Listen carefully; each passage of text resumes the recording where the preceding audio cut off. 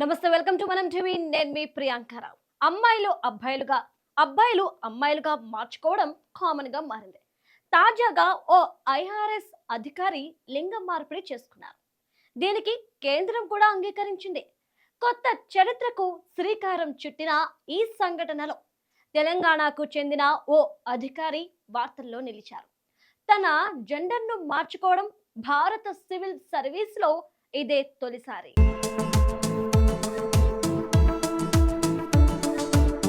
Hyderabad customs excise and service tax appellate tribunal chief commissioner office లో పనిచేస్తున్న ఎం అనసూయ కొత్త చరిత్రకు నాంది పలికారు. జాయింట్ కమిషనర్ గా పనిచేస్తున్న 35 ఏళ్ల అనసూయ తన పేరును, తన జెండర్ను మార్చేసుకున్నారు. భారత ప్రభుత్వం కూడా అంగీకారం తెలపడంతో తన పేరును ఎం అనుకతీర్ సూర్యగా మార్చుకున్నారు. ఇకపై అమ్మాయిని కాదని అబ్బాయినంటూ ప్రకటించారు. అధికారిక ఉత్తర్వుల ప్రకారం అనసూయ అభ్యర్థన పరిగణలోనికి తీసుకున్నారు. ఇక నుంచి అన్ని అధికారిక రికార్డుల్లో అనుకతీర్ సూర్యగా గుర్తిస్తున్నాం అని ఉంది.